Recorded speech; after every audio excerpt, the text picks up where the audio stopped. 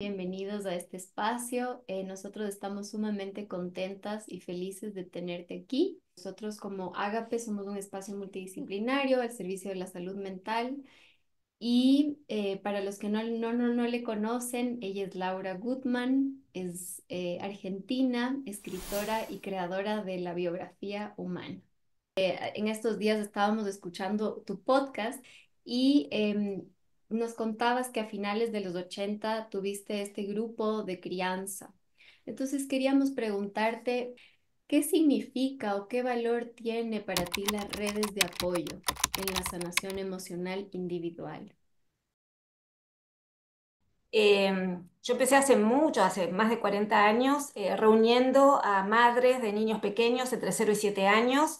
Todavía no había redes sociales, no había ni casi internet en esa época, y realmente está la desesperación, la dificultad, el obstáculo, la gana de morirse, que puede llegar a tener una madre con un niño pequeño o dos niños pequeños, la soledad, el aislamiento, el no entender lo que pasa, que estos grupos funcionaban obviamente como un lugar de contención, de amor, de escucha, de pensamiento grupal, de identificación entre unas y otras, y así como funcionó esto, que después fue como el inicio de mi trabajo, eh, la red de apoyo, por supuesto, es muy importante siempre y cuando cumpla ciertas condiciones.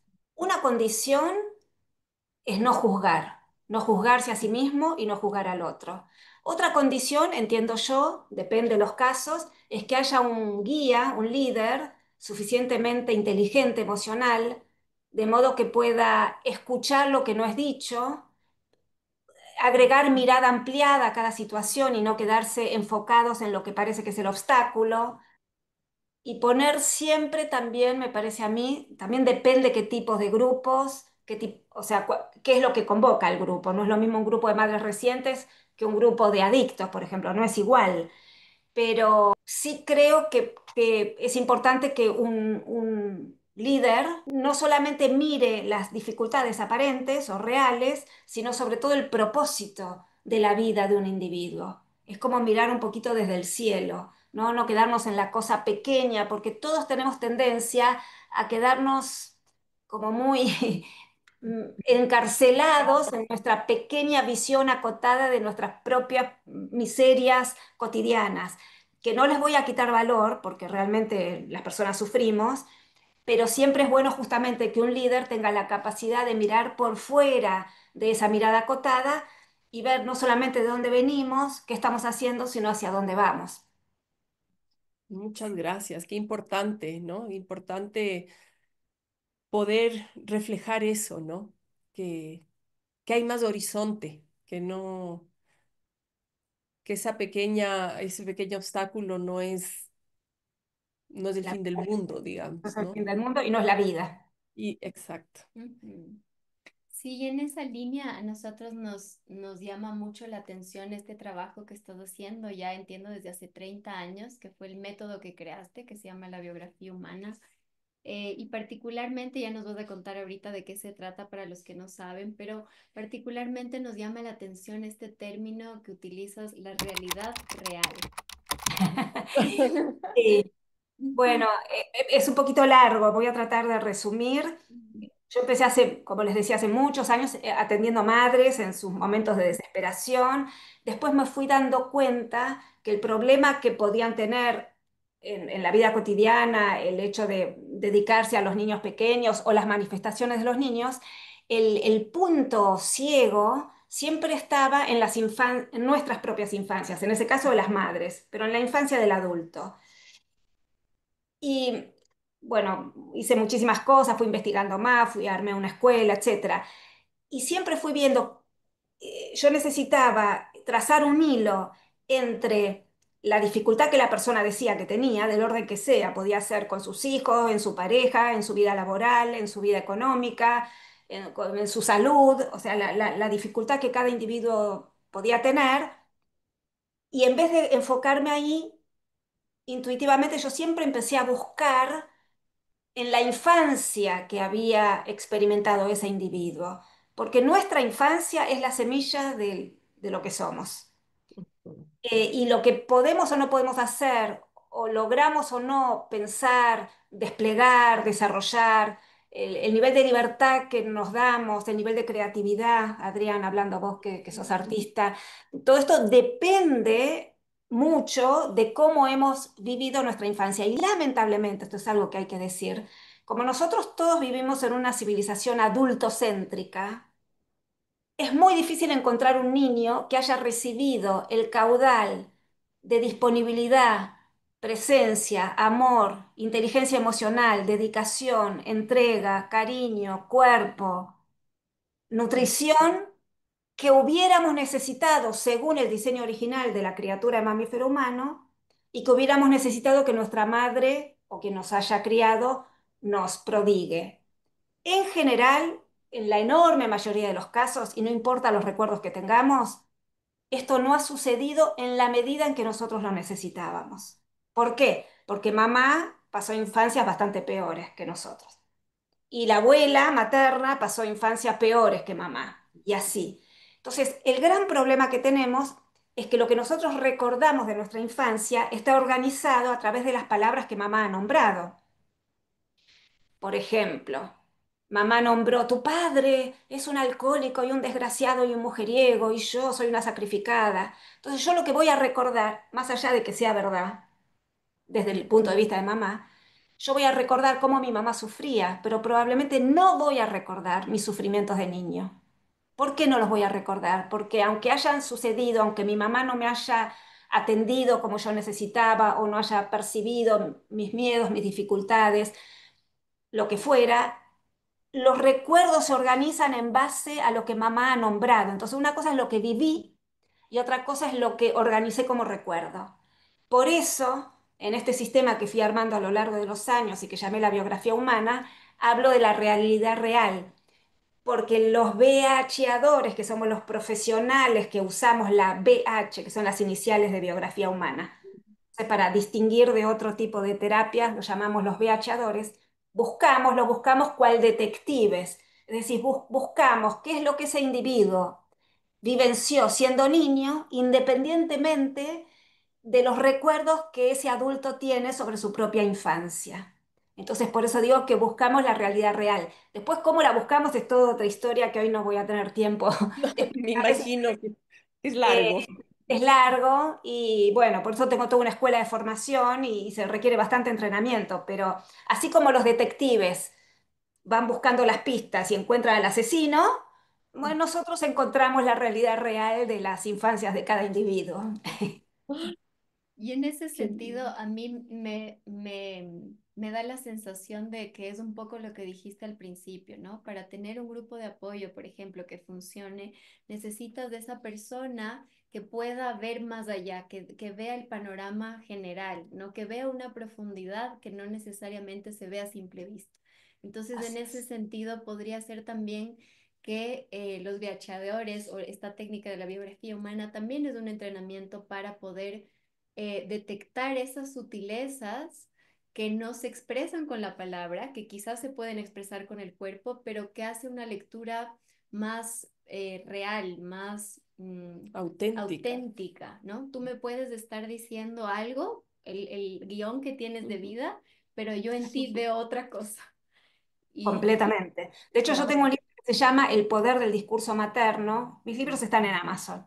Bueno, el poder del discurso materno no, ese no es tan fácil de conseguir, menos en Ecuador. Eh, Justamente que yo explico esto, que lo que nosotros decimos no tiene ninguna importancia, porque lo llamo el discurso del yo engañado. Es digamos, el ángulo pequeño desde el cual nosotros miramos nuestra vida, la vida de nuestro entorno, etcétera, en general alineados al discurso materno, en general. Puede ser también al discurso paterno, depende de cada caso. Entonces, por supuesto, los viachadores, el trabajo verdadero es mirar un panorama completo, absolutamente objetivo y ofrecérselo al individuo, para que cada individuo pueda tener una mirada o una observación, un abordaje más amplio de su propia realidad y después tomar sus propias decisiones. Mm, Claro, ese discurso materno o cómo lo configuramos nosotros, como cada ser humano configura ese discurso dentro de uno mismo, tiene que ver mucho también con la supervivencia, ¿no? con el A ver, obtener. es que cuando eh, somos niños, mamá, si mamá dice que sufre, yo como niño lo único que quiero es que mamá no sufra. claro. Ahora, mamá sufre es verdad, pero mamá es adulta y yo soy niño. Ujú. O millones de otras circunstancias, ¿eh? Si mamá es, no sé, es mentirosa y yo soy testigo como niño de las mentiras de mi mamá que me hace mentir a mí también para obtener no sé qué, bueno, yo voy a aprender y me voy a alinear al sistema Ujú. vincular con el que mamá se maneja en la vida. Mamá, es todo Claro, el universo cuando yo soy niño. es el Mm. universo. En Ujú. ese Ujú. sentido, digamos, si es que yo soy una persona que está mirándote y ha leído sus libros y estoy como empapada en tu contenido, y me llega esta información de que, bueno, para poder criar necesito estar emocionalmente presente, necesito cumplir y dar a mi hijo lo que necesita, ¿no? Que las madres de alguna forma también se vuelven como estos detectives o detectores idealmente de cuáles son las necesidades del niño, ¿no? Yo aprendo a leer lo que el niño quiere y le voy proporcionando. Pero en ese sentido, ¿qué es para ti o cómo sería para ti una madre que está emocionalmente disponible para su hijo?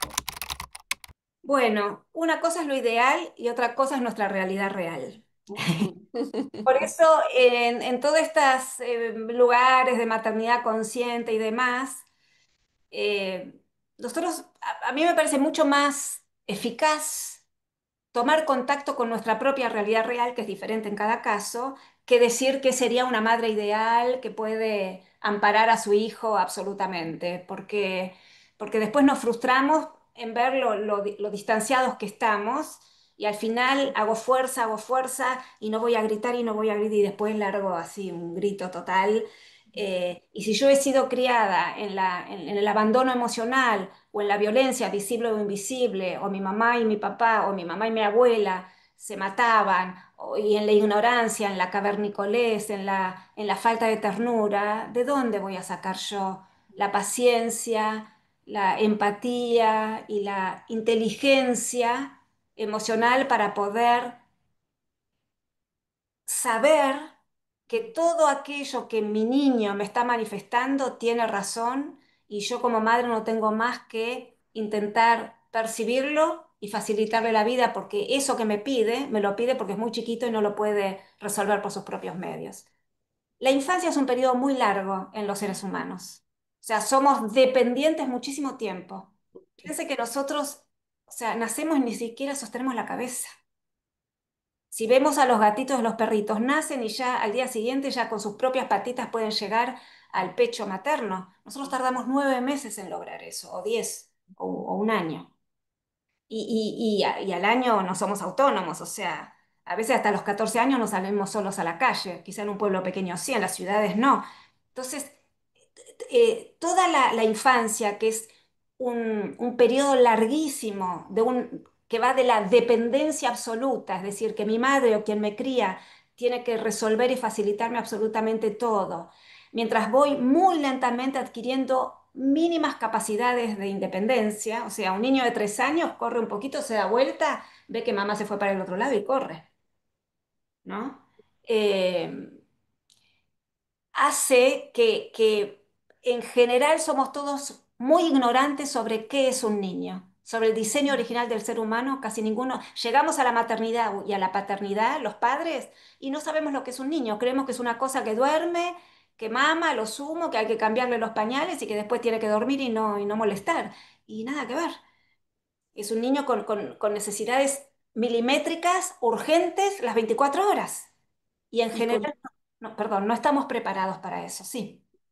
no, y decía, y con un desarrollo que a una velocidad impresionante, ¿no? Cómo se va configurando el sistema nervioso del bebé durante todo el primer año y es en esa sintonía con sus cuidadores que se va estructurando eso, ¿no? Se va estructurando el sistema nervioso y Claro, es pero el sistema muy nervioso, importante. las mamás, no lo detectamos, solamente detectamos nuestros propios nervios en la Exactamente. vida cotidiana.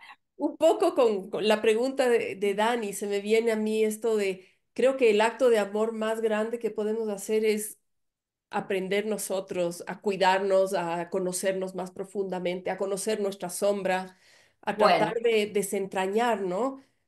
bueno, Esos...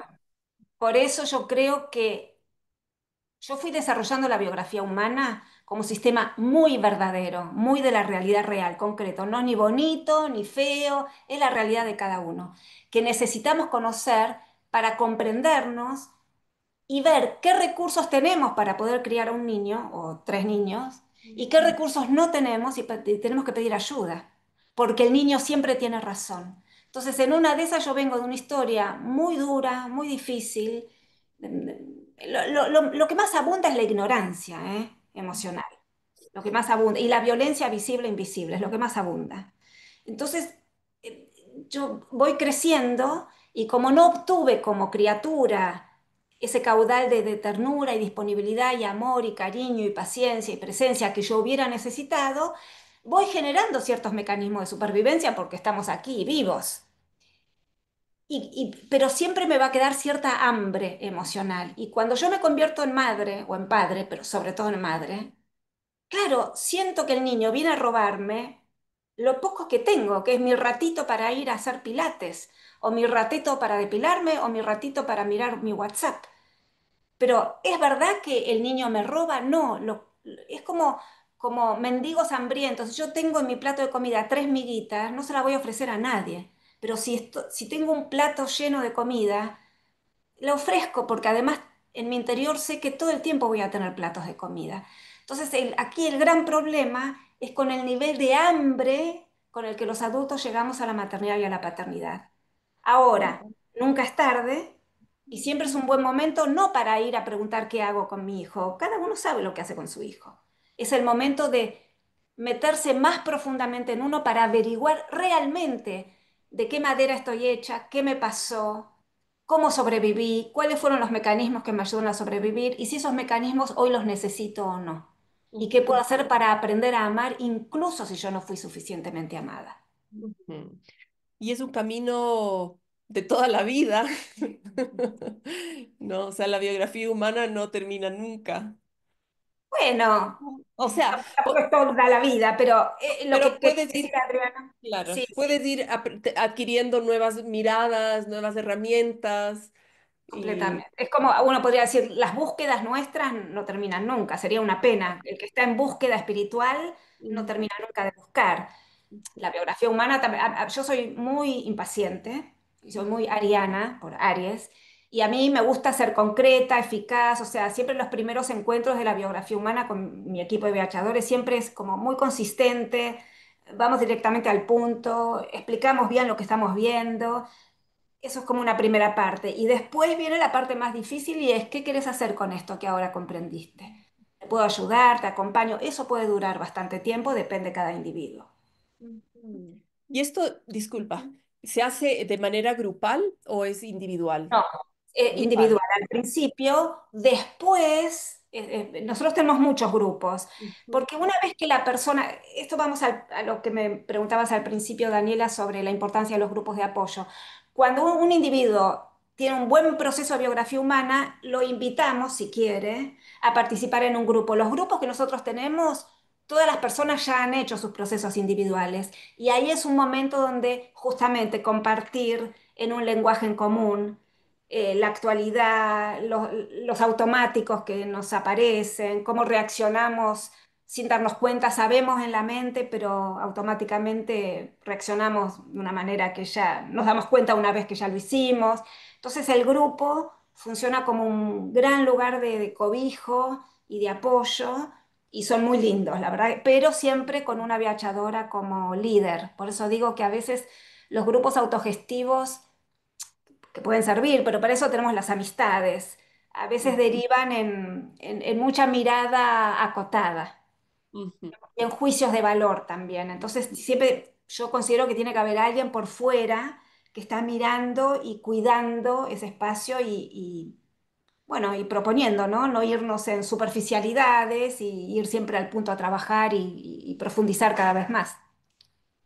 Qué Súper. interesante, Ujú. me encanta. Con esto que dices, claro, para mí es bien importante esto que dices de de poder ver otra vez la realidad real, porque claro, hoy en día tenemos un montón de información y un montón de corrientes que también Ujú. se van hacia el ideal, ¿no? O sea, ¿cómo tengo yo que estar como mamá? ¿Cómo tengo que hacer esto? De A a la Z tenemos ya recetas listas. Pero lo que yo encuentro como sumamente valioso de lo que dices es justamente este ir hacia adentro, hacia lo profundo, para desde ahí saber qué es lo que tengo, qué es lo que yo puedo ofrecer y qué es lo que necesito que pedir ayuda, ¿no? Ujú. Buscar soporte en algo más. No, Exacto. no entrar dentro de este ideal de que, bueno, me voy a convertir en mamá, entonces tengo que hacer esto, y así voy a estar emocionalmente presente, ¿no? Porque no hay tal cosa, es como bien de una corriente light, Así no es tan es. real, ¿no? Ujú. Así Entonces, es. en ese sentido, también nos llamaba mucho la atención tu trabajo, porque sabemos que es un trabajo que requiere mucha profundidad y honestidad con uno mismo. Entonces, ¿qué le dirías Ujú. tú a una persona que tiene miedo o tiene recelo a mirar su propia historia desde ese lugar? Porque hay también mucha gente que dice, yo ahí no entro. Es interesante esto que decís. Lo que yo les digo a toda la gente es, ya todo lo peor ya pasó. No hay nada más difícil que ser niño. Lo peor ya pasó. ¿Y qué es lo que vamos a poner sobre la mesa? ¿Qué vamos a establecer? ¿Qué estantes vamos a poner? Todas experiencias que en realidad ya las conoces, las tenés mezcladas, escondidas, pero no va a aparecer nada completamente nuevo, nada que no sepas para nada, que ni te hubieras imaginado. En realidad es ordenar. Cuando, no sé, por ejemplo, aparece, no sé, en una biografía humana la historia de el abuso emocional de una madre, por ejemplo, mostrándole vamos a poner un muchacho para no ponerlo siempre en una mujer, ¿no? Un hombre que consulta. Y al rato de estar hablando nos damos cuenta que tiene toda su libido puesta en su madre, que pobre, que le pide, que enviudó, que le deriva, que pasa todos los días a almorzar con ella, que está siempre pendiente de ella. Resulta que este muchacho tiene una esposa y 4 hijos y la mujer pataleando, y este hombre enfermo porque no da más de trabajar y de responder, es un respondedor nato. Si nosotros empezamos a mostrar de que la madre, que ya es una señora grande, le succionó de toda la vida, toda la energía, y que eso fue injusto para el niño que fue, porque el que tenía que recibir sustancia materna era él cuando fue niño. Mamá ya era adulta, y sin embargo mamá se siguió nutriendo, nutriendo, nutriendo de este niño ad infinitum. Nosotros eso lo mostramos, la persona va a decir, ah, nunca lo había pensado así. Y le empiezan a caer miles de recuerdos, de experiencias, donde no pudo estudiar lo que quería porque era en otra ciudad y mamá quería que no se vaya de al lado de él. Que se casó con la vecina, que era la hija de una amiga de mamá, porque la novia que tuve a mamá no le gustaba y me dejó de hablar 6 meses. Entonces empiezan, estoy inventando, historias, empiezan a caer. Lo que quiero decir, lo que vamos a mostrar a una persona adulta, por la biografía humana se hace solo con adultos, es la realidad que en el fondo la persona ya sabe, pero se lo vamos mostrando como completo, como si fuera un rompecabezas con todas las piezas. Y una vez que vemos, entendemos por qué tu mujer patalea y siente que nunca estás ahí, por más que venís, pero siente que tu libido o tu interés o tu energía está puesta en otro lado. Estás enfermo porque estás totalmente succionado por la energía de tu mamá, de tu mujer también, y de tus 4 hijos y de tu trabajo. Que te vinculás con tu empleador como si fueras un esclavo. Estoy inventando. Y entonces la pregunta es, a ver, hombre adulto, 43 años, ¿no querés poner tu deseo en juego? ¿Qué pasaría?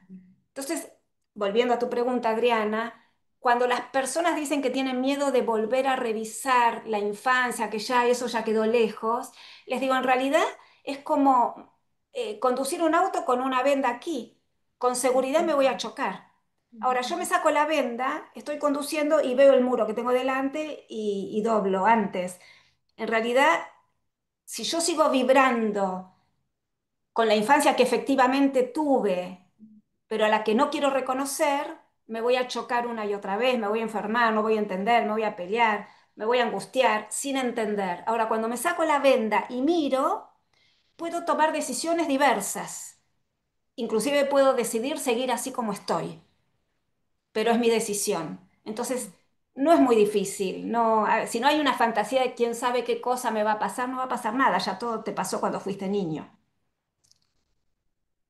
Qué Wow, bueno, sí, que sí, qué qué real. importante esa analogía, me encantó, Total. claro, es como estar con la venda y irse chocando y Ujú, chocando y chocando. ujú. Ujú. Sí, esto como no, también generalmente cargamos ese dolor tapadito, ¿no? Bien tapado. Pero vibra, Pero que esté vibra totalmente todo el tiempo ese del automático también es como el motorcito del automático. Entonces, qué importante poder entrar y mirar y y no pasa reconocer nada. No y, pasa nada, al contrario, trae alivio. y- Lo más frecuente es que la gente diga, no lo había pensado. Es así, muy frecuente. Segundo o tercer encuentro, ah. En 40 años que trabajo nunca salió, sí, por supuesto que hay gente que no le interesa mucho, prueba y no le interesa, y otra gente prueba y le encanta, como a todos. Hay gente que prueba y dice, necesito un mes para bajar esta información y después volver, o sea, cada uno a su manera, pero no hay nadie que haya salido asustado. Vamos, es la vida de cada uno, tampoco. es madurar a la final, ¿no? Es hacerte cargo Claro. Sí, y crecer. también se me viene Ujú. como desde el lugar en el que tú te acercas a conocer o a reconocerte en esa historia, ¿no? Porque ya eres un adulto, entonces yo me imagino, y ahorita me surge una pregunta que no teníamos prevista, pero me imagino que también llegan personas que todavía están en un estado de niño, porque es muy diferente poder ver eso desde este estado adulto, ¿no? De decir, bueno, esto pasó, de esta Sí, forma me mueve, pero ¿qué pasa si llega, por ejemplo, alguien que está en un estado niño? Y, es muy y, y común, llega de todo, llega de todo. Las personas consultamos, las personas queremos vivir mejor. Muchas veces las personas llegan con motivos de consulta que son aparentes, ¿no? Llego porque andamos muy mal con mi matrimonio y después hay mil cosas que están.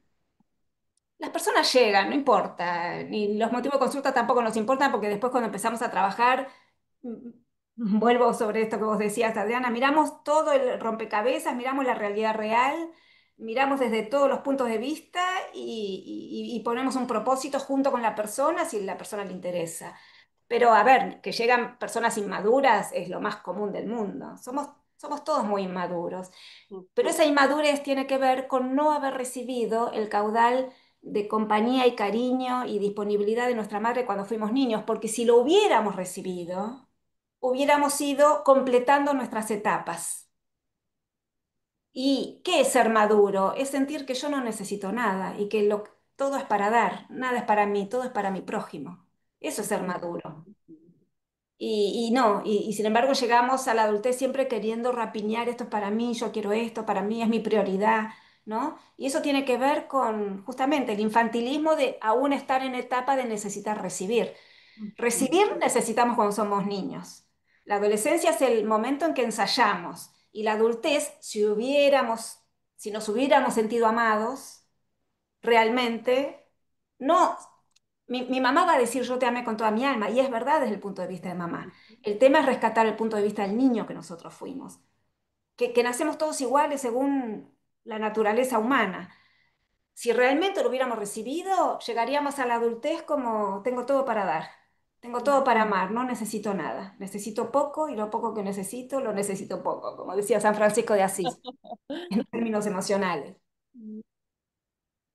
súper, muchísimas Qué gracias. lindo. ¿Tú quieres decir algo más, Adri? Em, a mí se me viene como, bueno, este tema de la maternidad, ¿no? Nos transforma a quienes elegimos ser madres. Yo tengo tres hijos y es como todo un cambio de identidad, ¿no? A partir de entonces y a lo largo de toda la vida, ¿no? Y ahora, por ejemplo, mis hijos ya son independientes, ya están grandes, ya no soy abuela todavía, pero quién sabe pronto. ¿Cómo ves tú esa etapa de la vida de la mujer, como cuando los hijos ya se van? A mí me parece la mejor etapa.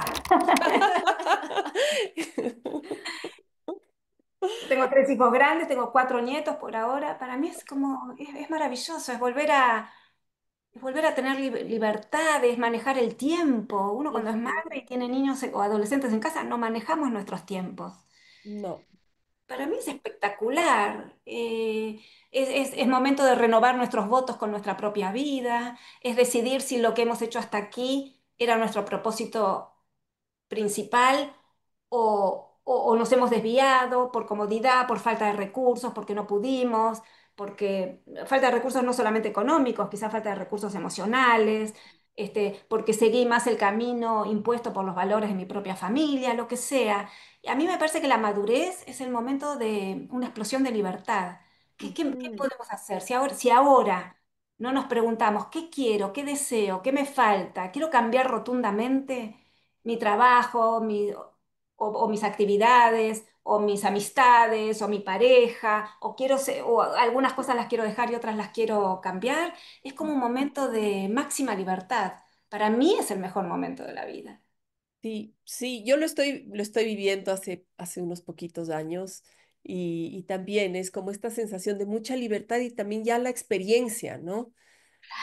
Entonces, sí, es como venir cargada de recursos y Y son recursos que ahora podemos ofrecer a la comunidad de una ajá, forma muy altruista, no solamente a los hijos que podamos tener propios, ujú, sino que, y sobre todo las mujeres maduras, hay tanta mujer joven perdida y, y se ha perdido un poquito el valor en las mujeres sabias, ¿no?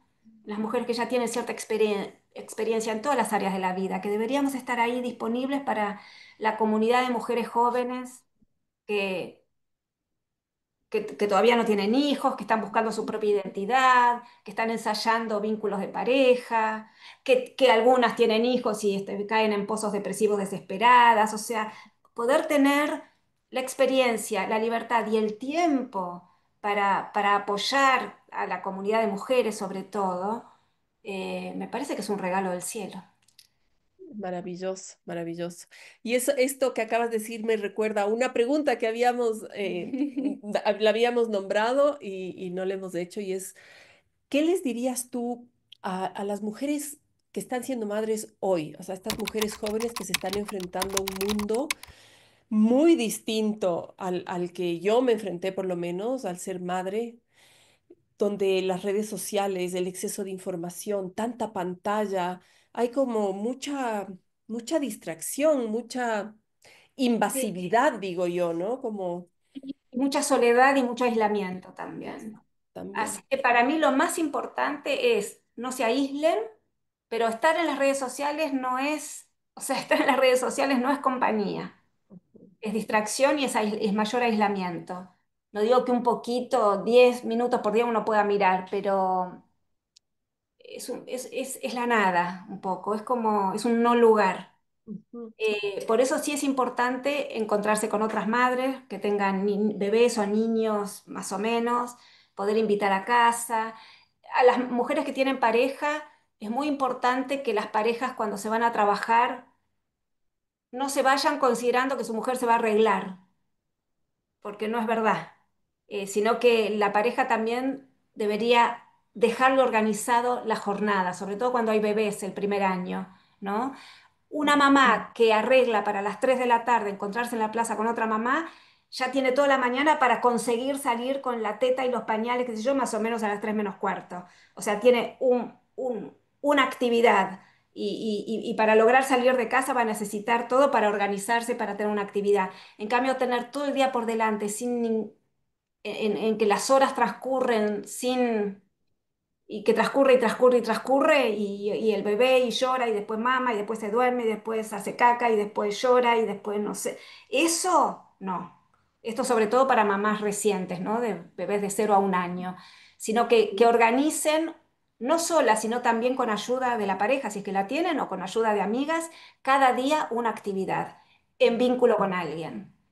Esa actividad puede ser que alguien me venga a visitar, puede ser. Y otra sugerencia que quizás es un poquito antipática, no creer automáticamente que la propia madre es la mejor persona para acompañarme. A veces sí, muchas veces no.